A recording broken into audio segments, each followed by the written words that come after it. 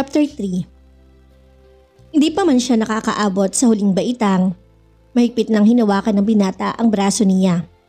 At halos hilahin siya nito papasok sa silid. Anong ibig sabihin nito? Pagalit na tanong ni Antonio na tinuro ang silid. Humigpit pang lalo ang hawak sa braso niya na gusto na niyang umaray.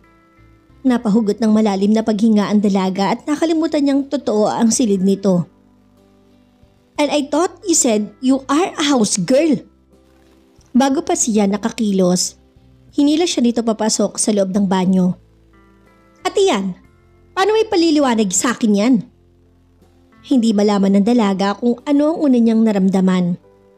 Ang sakit ng pagkakahawak nito sa braso niya o ang init ng galit na inilalabas ng katawan ng binata. Sa close confinement na yon ng banyo ay nakadikit ang likod niya sa dibdib nito. Nararamdaman niya ang hininga nito sa batok niya at gustong manayo ng balahibo niya.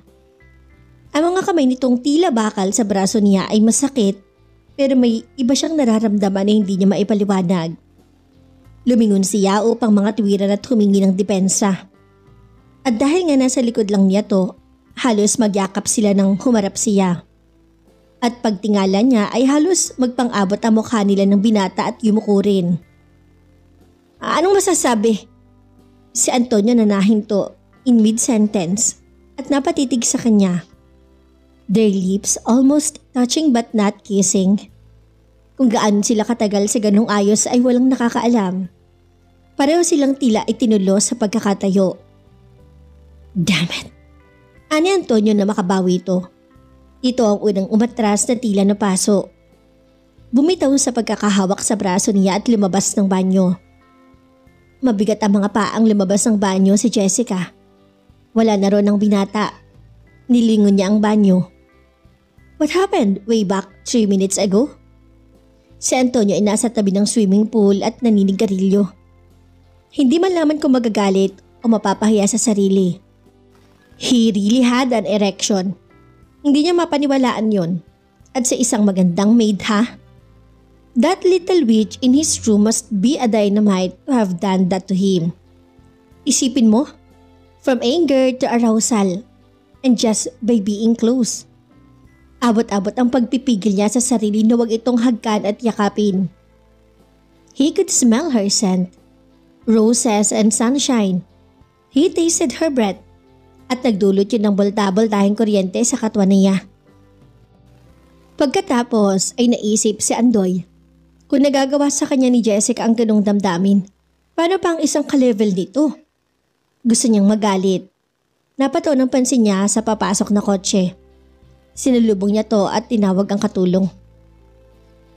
Nililigawan mo ba si Jessica? Bungad niya. Ho? Sagot naman ang nabiglang si Andoy. Tinatanong kita kung nililigawan mo siya. Mataas na ang tono ng boses niya. Nalilito namang umiling ang katulong. Naku, hindi ho Sir Antonio. Ubod ho ng tarayang si Jessica. Talo pa nga niya si Ma'am Wilma kung magtaray eh. Nakahinga ng maluwag si Antonio. Bakit ho sir? Wala. Sige, dali mo na sa loob yung pagkain at ikaw na ang maghanda. Pagkatapos ay muling bumalik sa pool. Ano nangyayari sa kanya at pati si Andoy sinitan niya? Ano kung ligawan ito ang housemaid niya? Binata si Andoy at normal lang na magligawan ang parehong katulong. Nagkagulo na ang emosyon niya. Pagalit na inahagis sa lupa ang sigarilyo at pumasok sa loob. Kinabukasan ng hapon, maagang umuwi si Antonio pero may kasama to. Jessica, pakidalan mo kami ng juice sa swimming pool. Utos ni Antonio sa kanya. Inakbayan ng babae patungo sa guest room. Isang tangong isinagot ng dalaga na sinilyapan ang babaeng kasama nito. Tall and pretty. Very alluring. Another of his women. Titiyak iyon. Mabigat ang dibdib na ginawa niya ang inuutos ng binata. Habang nagtitimpla siya ng juice ay nakita niyang lumabas ng guest room ang mga to. Nakabikini na ang babae at si Antonio naman ay naka-swimming trunks. Kung pwede lang naka-Andoy niya iutos ang paglabas ng juice. Naiinis siya. Get hold of yourself, Jessica. Anya sa sarili. Wala kang karapatan sa damdaming yan. Nasa pulang dalawa na tila mga sawang nagpupuluputan ng lumabas siya. Iniwas niya ang mga mata sa mga to at tahimik na inilapag ang juice sa bilog na mesa. Akma na siyang papasok sa loob nang tawagin siya ng babae. Hey you, what's your name? Napahinto siya at paghakbang ay nilingon ito. Ilang segundo ang pinalipas niya bago formal na sumagot na nakataas ang noo. Jessica. Kumawala muna kay Antonio ang babae at lumapit sa tagiliran ng pool. Ngayon lang kita nakita dito ah. Hinagod siya nito ng tingin. At ngayon lang din kita nakita dito. Aniya sa formal na tinig. Nalaki ang mga mata ng babae. Nilingon si Antonio. Did you hear that, Antonio? You have a very arrogant maid here. Walang galang kung sumagot. I can't believe it. Muling ibinalik kay Jessica ang tingin. Nililipad ng hangin ang buhok niya at nalimutan niyang ipusod kanina dahil basa pa. Kumikislap to na tinatamaan ng araw. Like a raven's wing, nagsalubong ang mga kilay ng babae. Hindi mo ba ako nakikilala? Hindi naman nagbago ang ekspresyon ng dalaga. Yvette Andrada. Calendar girl. Aniya. Nahuli niya ang pagtaas ng mga kilay ni Antonio at ang amusement sa mga labi nito. Kung wala na kayong kailangan, Sir Antonio, may gagawin pa ako sa loob. Sige na, Jessica. Sagot ng binata. Yun lang ang hinihintay ng dalaga at mabilis sa tumalikod. Hinayaan mong ganun ang gawin niya sa akin? Ani Yvette sa binata. Come on, Yvette. Pati ba naman ang maid ko pag-iinitan mo? Pero nakita mo naman at narinig, di ba?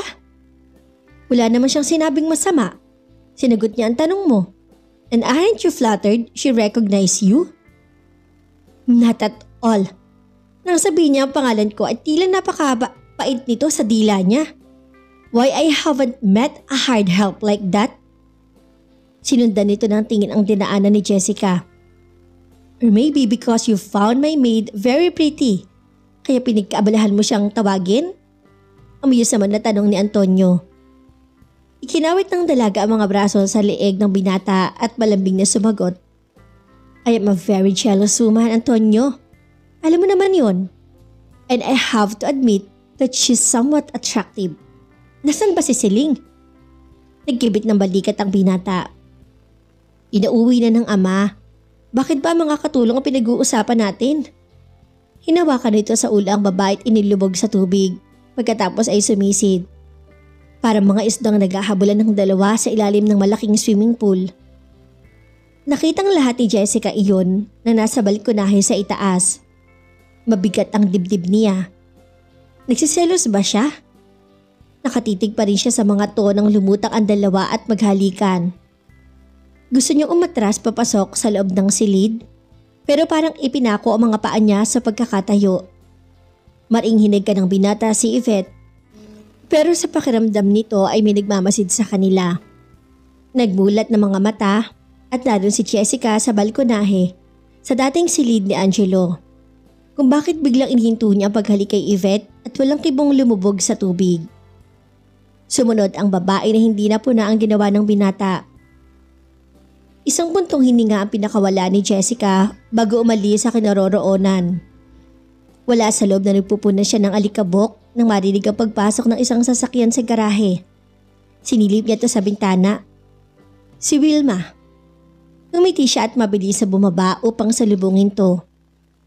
Hello Jessica. Nakangiting bati ni Wilma sa kanya. Hi, kumusta ka na? Si Nanay Ines?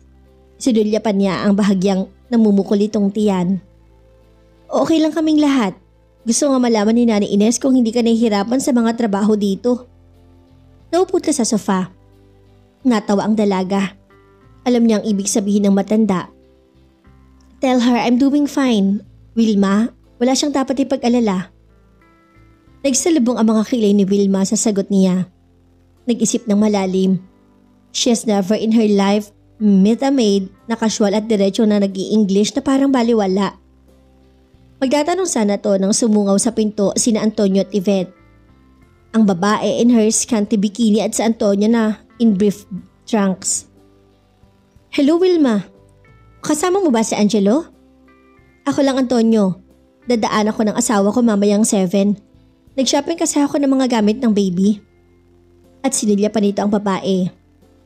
My sister-in-law, Yvette? Wilma, si Yvette.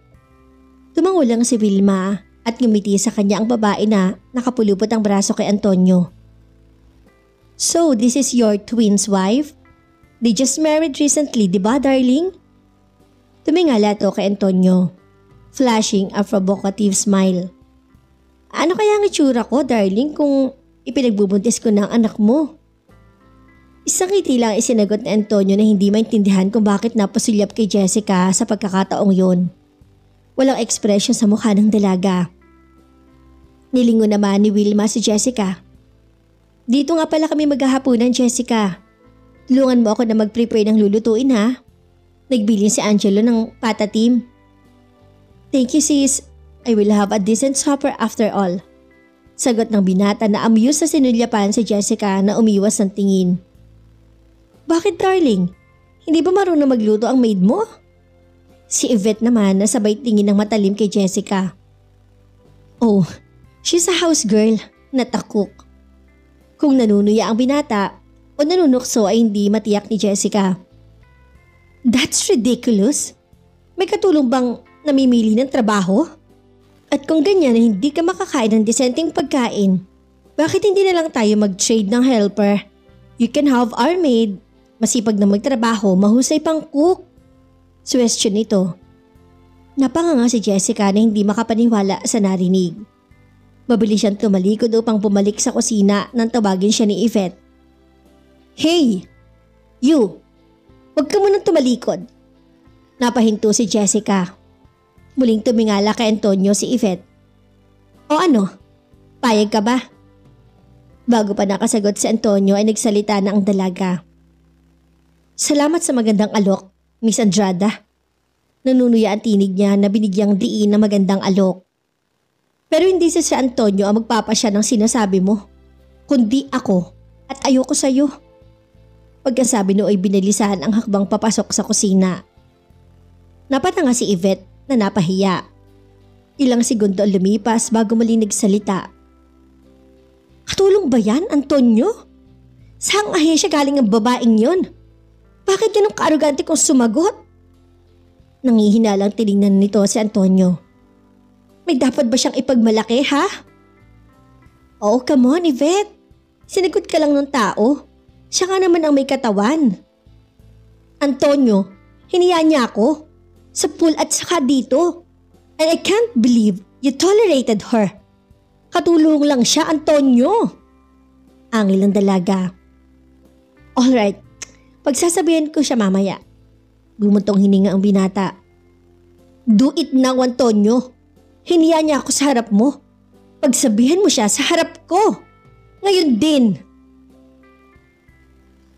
Nagkatitigan sina Antonio at Wilma. Tila humihinging opinyon sa hipag ang binata kung bakit kailangan gawin ito yon at hindi maintindihan ni Antonio. Blanko naman ang ekspresyon ni Wilma. Wait here. Sa bandang huli sinabi nito pagkatapos ay sinundan si Jessica. Naglalabas ng dalaga na maaring lutuin sa ref. Jessica. Sir? Tumuwid sa pagkakayo ko ang dalaga. Lumabas ka ro at humingi ka ng dispensa kay Yvette. Utos nito. At bakit ko gagawin yun? Alam mo kung bakit? Tama siya. Hindi ka kumikilos sa harap niya na katulong sa bahay na to. Oh well, sa amin Angelo at Nanay Ines, behave ka. And Wilma seemed to be so friendly with you. Pero hindi ka dapat nagpapakita ng kagaspangan sa harap ni Yvette. Sermon ng binata na tila siya batang musmos. Sinasagot ko lang naman siya sa paraang kung paano siya nakikipag-usap sa akin ah. Katwira naman niya. Bisita ko siya, Jessica. Huwag na nating pahabain ang usapang to. Lumabas ka roon at humingi ng dispensa. Ayoko. Matigas sa sagot ng dalaga. Nanlaki ang mga mata ni Antonio. Inuutosan kitang humingi ng dispensa kay Yvette. Matigas itong sinabi. Kung hindi ko gawin, You will find yourself without a job dahil ako na ang hinahamon mo. Wala akong pakialam kahit mawalan ako ng trabaho. Ang gusto niya sanang isagot but stop herself. Hindi niya gustong umalis sa bahay na to. Hindi sa ano pa mang dahilan. Hindi niya gustong mawalay sa paningin niya si Antonio. Kahit ba nangangahulugan to ng pagpapakumbaba niya sa ibang tao? Minsan man ay hindi niya nagawa yon. Imagine, Jessica Alonso humbling herself to a very disgusting woman. Now, Jessica. Walang kibo na nagpatiuna siyang lumakad kasunod ang binata. Huminto siya sa harap ni Yvette at tumingin dito ng diretsyo. Humihingi ako ng paumanhin. Aniya sa pinakamalamig na tono. Napataas naman ang mga kilay ni Yvette. You don't even look and sound like it. Surely you can do better than that. Tumayo si Wilma. I wonder why we have to make an issue out of this nonsense. Hinawakan sa braso si Jessica at hinila pabalik sa kusina.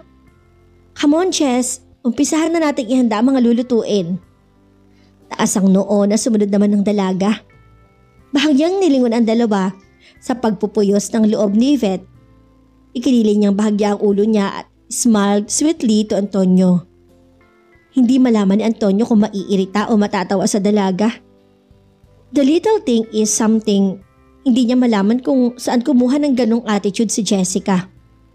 Kung mayabang lang sana at abusadong katulong to. Pero hindi nga ganon. The witch is acting naturally na parang kasama sa karakter nito yun. Napagmasdan niya ang pagtaas ito ng ulo, ang mga tingin, ang pagkilos. Lord, the woman has finesse. Huwag mong pansinin ang bisita ni Antonio. May palagay akong na-insecure lang yun sa'yo. Si Wilma nang nasa kusina na sila. At bakit? Patay mali siya naman niyang tanong. Mas maganda ka at bata ka kaysa sa kanya at dadalawa lang kay ni Antonio. At alam nitong pilyo sa chicks ang bayaw ko. Wag mong sabihin sa akin na pinapatulan ni Sir Antonio ang mga maid niya. Natatawa namang biro niya. Hindi na sumagot si Wilma. Titigan siya ng husto. Sino ka ba talaga, Jess? Kahit na ano ang sabihin gawin mo, hindi ka mukhang katulong. You are so poised and speak well. Napahinto naman siya sa ginagawa. Wilma is such a friend. Hindi ito nag-alinlangan na kaibiganin siya kahit nakatulong ang pagkakakilala nito sa kanya. At hindi niya gusto na magsinungaling dito. Nang hindi siya agad sumagot ay nagpatuloy ito. Marami na rin naman ako nakatagpong katulong na may tsura pero iba ka. You have a very cultured voice. Totoo na ka-maid's uniform ka. Pero hindi tinatago niya ng paraan mo ng pagkilos. At isa pa, bakit gano'n na lang lagi ang pag-alala ni Nanay Ines sa iyo? Ganun ba ang dating ko? Pangiti niyang sinabi at hindi pa rin mapagpasyan kung magsasabi ng totoo. I can't keep a secret, Jess. Patuloy ni Wilma. Naupo naman siya sa mesa. Ano kung malaman ni Wilma ang totoo? Siguro naman pabor sa kanya yun. Hindi na siya magkukunwari dito.